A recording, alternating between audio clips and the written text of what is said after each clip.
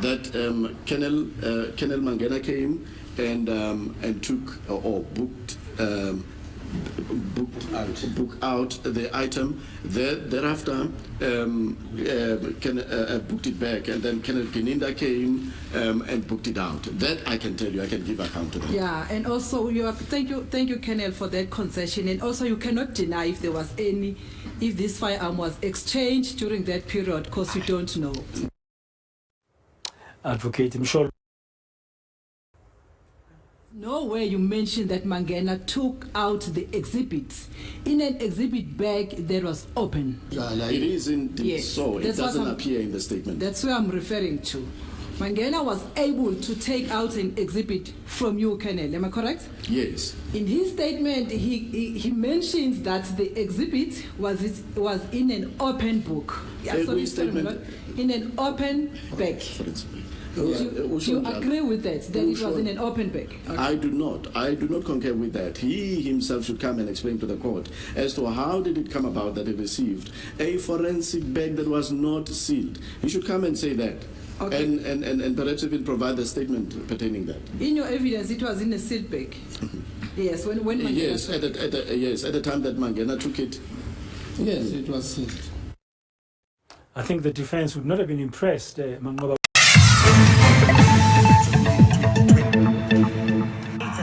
He was at the peak of his career. Who did not like that? Is this just... I'll say it was a hit. Where is the mastermind? Thank you, Brigadier. Listen to me carefully, okay? Let me tell you something right now. Nobody, and I mean nobody, expected Thobisi Ngube to walk into that courtroom and pull off a performance like that. The man stepped up to that stand, looked the judge in the eye, and drop absolute bombs on the state case. Let's just break it down. Because the courtroom drama is giving everything, and we are here for it, you know. When he just went straight for the jugular. He reminded everyone in that court that the alleged murder weapon was never linked to him, and then he pointed out that the exhibit bag containing the ballistic evidence was sitting there open until 2020. Okay, when Brigadier Gininda stepped in to investigate, or let's say 2019, when he stepped in to investigate. And we remember when the test was done on that gun, it was done 6 years later, meaning 2020. Okay. And I mean, it is huge. That is huge. That is a chain of custody 101. And Ngube laid it out clean, crisp, and direct. You have to, have respect to the attention of details. He didn't just throw out excuses. He used the state-owned timeline against them. I mean, look, whatever we want, I mean, we can say whatever we want about the situation, but his memory, flawless. You know, the man was quoting state witnesses word for word. He remembered the details of the cross-examination that happened months ago. You know, he had the receipt, he had the dates, and he definitely caught the judge completely off guard. Definitely off guard. It was a masterclass in holding your ground. Regardless of where this trial ultimately lands, Ngube showed up, did his homework, and flipped the energy in that courtroom upside down. He proved that when your life is on the line, you don't rely on anybody else. You learn the case inside out. And what really, I think, surprised all of us is his breaking down the IBIS system testimony. He broke down the integrated ballistic identification system like he works there. And that was a pivotal moment in that courtroom, understanding how it operates. Yo. And you know, we may not immediately see what he was doing. Okay, he was challenging the no match narrative and the discrepancies that happens. What Mncube did was challenging the state timeline by pointing out that when the exhibit was initially run through the IBIS, the system did not automatically link the bullet found at the Force Lovers crime scene to the firearm seized from his room.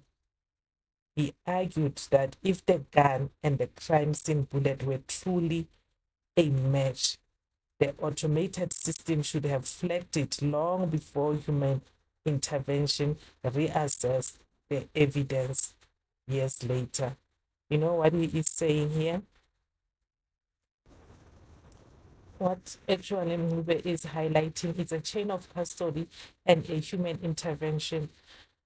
He is raising a critical point about why did it take opening the exhibit back years later and performing manual microscopic re-examination to suddenly establish a match? Why did it take Obutu Umangena and his 3 colleagues to do the test over and over and over up until they get a match? They did that manually, whereas they have a system called IBIS that automatically cross-reference digital signature. I mean, to be honest, if that was the case, it could have been, flagged a long time ago. As he mentions, he was arrested 3 months later after Senzo was unalived for a different case, and they found that gun, and that gun could have by then showed the link Ubuti, we are a match, you know, but it just took a manual analysis to get the match. But let's hear from him when he laid it down, and you know, so crisp and so, you know, and so clear. Let's take a listen. But that's the firearm. Thank you. You may proceed. Siyabonga ke ngaqhubeka. Mawengibopha-ke oDlamini 2015 February 9.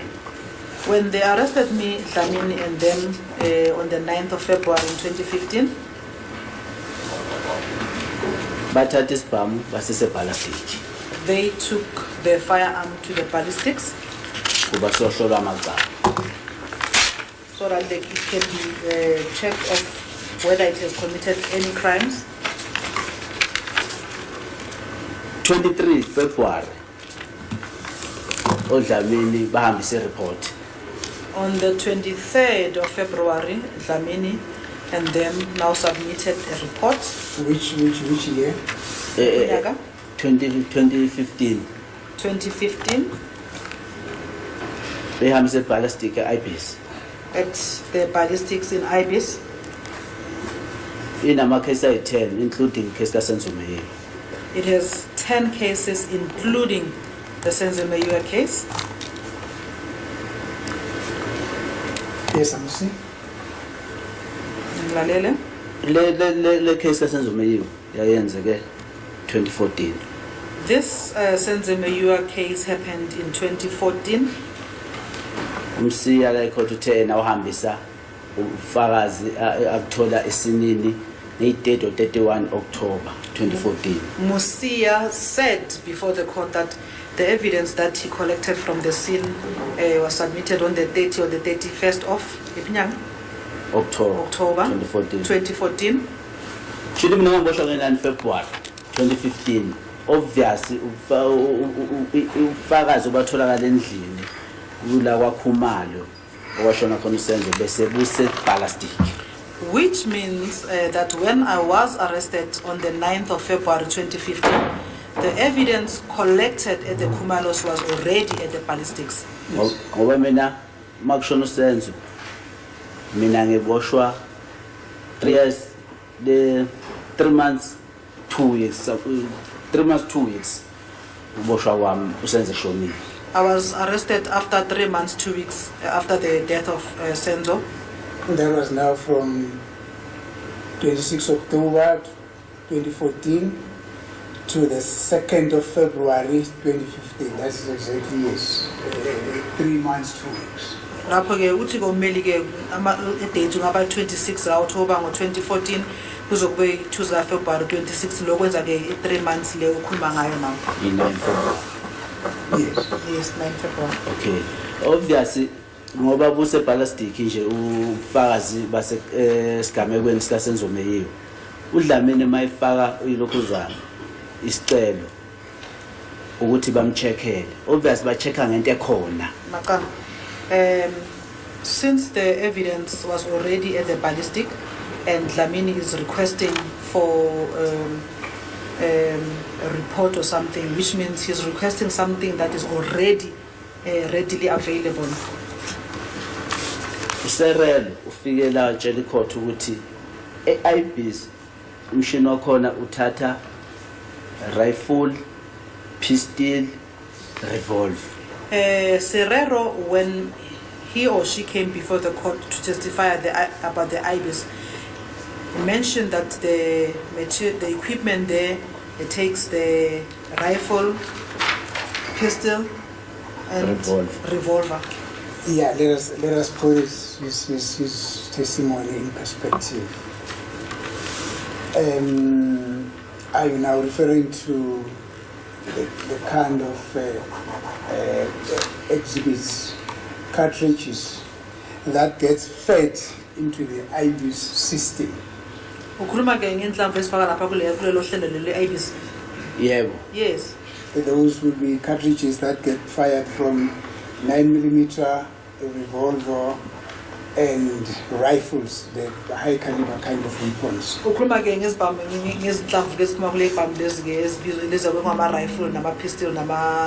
Revolver. Yeah, we intention sorry.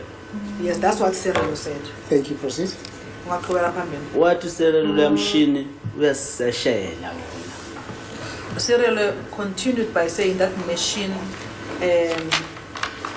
do the analysis itself or searches itself. What uma uthola something ekhahle. That each time when it collects something, it kicks it out, so it kicks it.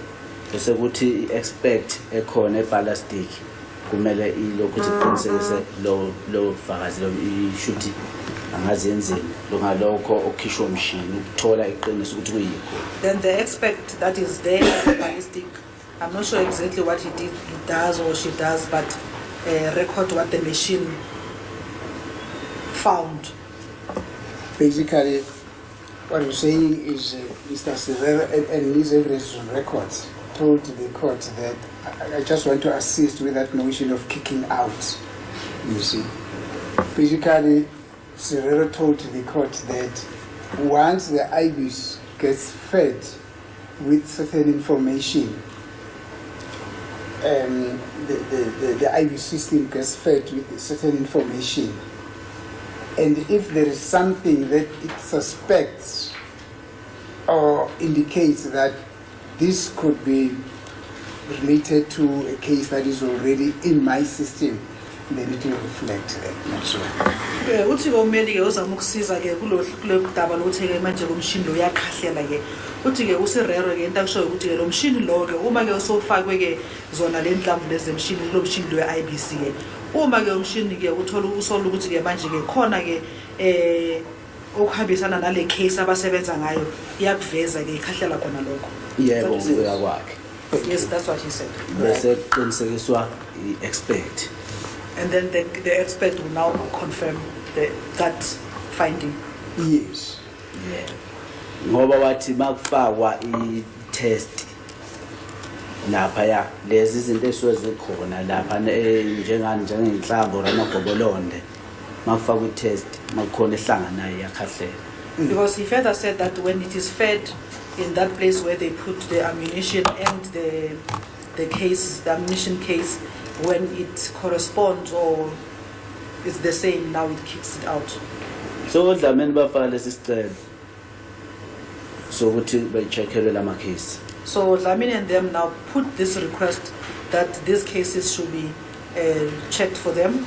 Obvious ukuthi mawukhona yonke lento lena lapha eballistic kumele kutholakala ukuthi le case iphuma ukuthi lesi spam yiso esibulale uSenzomeni. Obviously, if the case is there or the information is at the ballistic, now it will show if this particular firearm is the one that killed Senzomeyiwa. Vele nolishabane ushilo la court uthi wawukhipha umthetho 2015 ukuthi sonke isibhamu sitholakala eGauteng asicheckwe icase kaSenzomeyiwa. And Lishabane also mentioned to the court that he gave a directive that in 2015 that every firearm that is found in Gauteng should be analyzed for Senzomeyiwa's case. General Shabane obela boxing. I'm referring to General Shabane that was also in the box. Yes. So oDlamini azange beze ke imibazothi siyakucharge ndoda ngecase kaSenzomeyiwa. Dlamini and them, my lord, never came to me or did not come to me and say to me that they are charging me for the Senzomeyiwa case. Njengokusho kwabekuqaleni baba bethe isibhamu bese sizokhuluma nefoni yami.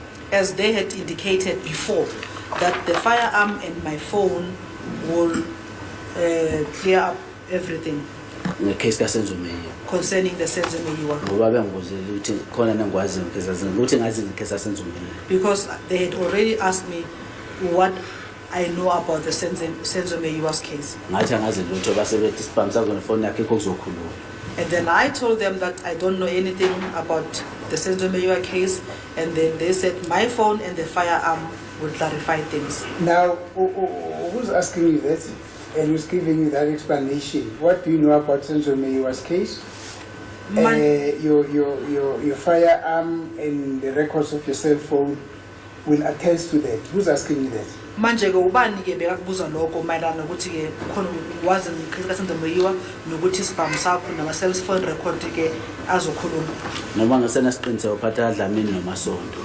I am not sure between Dlamini and Masondo. But it was that team. Kodwa bekulela team leya. Yeah. Yes. And When are they asking you that? Bakubuzeni lokho. bakuza ngalelanga babambopha ngalo. On this very same day when they were arresting me. 9 February 2015. That was the 9th of February 2015. Thank you. Will you therefore say that this was in compliance to General Lishabane's instruction as the head of the province then that each firearm that gets arrested, that gets found in Gauteng here, it needs to be tested against the exhibits that were found at the Kumalos place? Uye washo ukuthi ke kwaba ke uGeneral Shabane ke esho ukuthi ke sonke isibhamu esitholakala ke la eGauteng kufanele siyohlolwa kulama exhibit la tholakala le kokhumana. Wathi noma ngeke ngithi wathi ama exhibit etholakala wathi sihlolwe icase kaSenzomeyiwa. Yes. Even though I cannot say that he mentioned the word exhibit, however he said it needs to be tested for the Senzomeyiwa case. So now the question is, that which, now according to you, that which Masondo did and Dlamini did was in compliance with the instructions by General Shabane. Manje lokho kwenziwa uMasondo naye uDlamini ke yilokho ke bebenza lokho abatshelo yena uGeneral Shabane. Ngizosho njalo ngoba uGeneral Shabane uthe uye wakhipha lo mthetho light boxing. I would say so because General Shabane even mentioned when he was in court that he's the one that gave that directive. Okay, thank you. Yeah. You may proceed. I'll go back. Okay. So bona azange beze bezomthatha. Ngoba ubona iphone yami iqala ku2014. Angiboshelwa ngama 2014 October nge23 ngoba iqala lapha.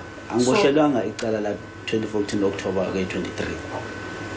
So I was not, if you can check my phone, it starts from the 23rd of October 2014. I was never arrested for Boshelanga ini. Angiboshelwanga icase ka October 2014. I was never arrested for the case that happened in October 2014. But isicelo sabo sona siqala 2014 October. But their request starts from October 2014.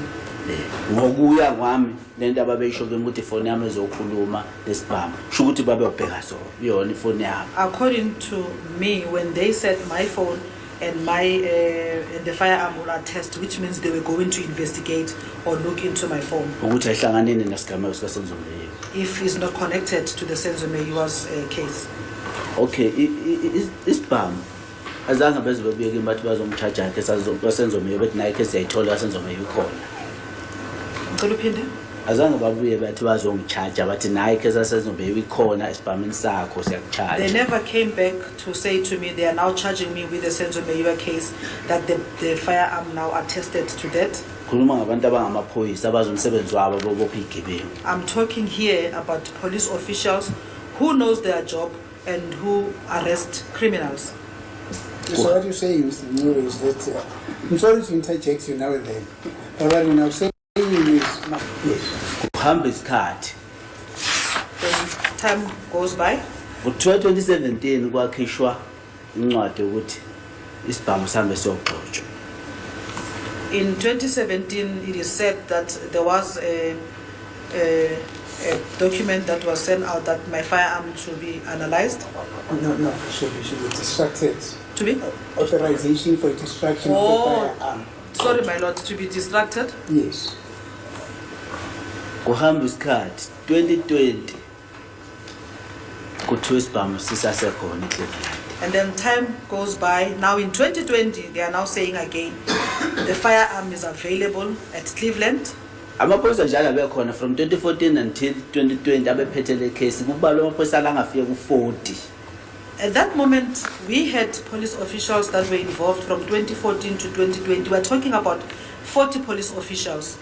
Abefuna futhi ngokuthi abophe umuntu wabula uSenzomleyiwa. And they were also determined to arrest the person that killed Senzo Meyiwa, Abesebenza kanzima ukuthi athole umuntu obula uSenzomleyiwa. who were working hard to get the person who killed Senzo Meyiwa. I may not have the exact way to pick it today. Thank you. Proceed. 2020 ke 30 kufika uGininda ngezobopha mina. In 2020, on the 30th, Gininda came to arrest me. Nge 30 June That was 30 June, angibophe le case kaSenzomleyiwa. arresting me for the Senzo Meyiwa case. uGininda umangena ulanda isibhamu eCleveland. Mangena goes and collects the firearm at Cleveland. Isibhamu secase ephethwe uGininda. The firearm that is of the case that is being investigated by Gininda. uGininda kwakumele alanda isibhamu kodwa yena wathi hamba umangena wesilanda. Gininda was the one that was supposed to go and fetch or pick up the firearm, but he sent Mangena to do that. Umangena uthi isibhamu uthi ena ibag yesibhamu ayithola ivulekile. Mangena said the bag that contained the firearm, when he found it, it was opened. Umtshali kuyena ayithatha kuye lapha epolice station isibhamu. Uthi umtshali ayikho le nto le isibhamu sasisebhegini evaliwe. Charlie, the person that the firearm was collected from, he said there's nothing like that. The bag was sealed. Umtshali uya in charge SAP 13. Charlie was in charge in SAP 13. Uthi wasinika Mangena sivalile. He said he gave Mangena the firearm sealed. Uthi ena ukuba sasivule uMangena wayengeke asithathe. He further said if the bag was not sealed, Mangena would not have collected the firearm. Uyabo kusho umtshali. You see, that is what Mjali is saying. Yes. Uthi yena wayezotshela ucommander wakhe uthi ucommander atshele lo muntu lo ophethe olethele evidence ukuthi akalungiselela. He said he would have informed his commander to tell the person who brought this evidence to fix this thing. Lokho wayesenze singathekisa ukuthi umuntu mayilethe into engavaliwe. He was just giving an example if somebody brings something that is not sealed. Ukuthi yena mawuthi uma kuthiwa mhlawumbe lo bufakazi obulethiwe abuvalekile kahle uzotshela ucommander atshele lo muntu obulethile awuzolungisa into yakho. He was saying that if somebody brings evidence that was not sealed, he himself will tell the commander to tell the person who brought in the evidence to fix, Ukuthi yena ezokwazi ukuthatha abubeke la kubekwa khona. so that he can be able to take and keep it where it's supposed to be kept. Yes.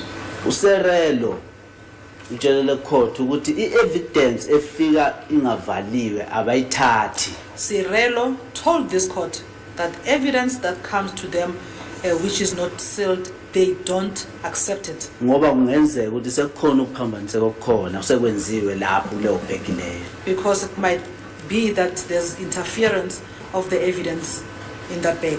UMangena njalo wasithatha yena. But Mangena took this said firearm. UMangena ubhale phansi ukuthi wasithola sivuliwe. And Mangena wrote down that when he found or collected this firearm, it was not sealed. Kube nosisi omunye futhi ofikile la waseBallastic naye wathi i-evidence evuliwe abayimukile. And there was another lady who came from the ballistics office who testified to the court and said, if evidence is not sealed, she does not accept it. So endlini kwaKhumalo ngapha kuthiwani thiwa kwakuphethwe i-revolve. And now at the Kumalos residence, it is said that there was a revolver involved. Kukhuluma abantu ababonayo. That was said by the people who were in the house who saw what happened. Thank you, Mr. Mncube.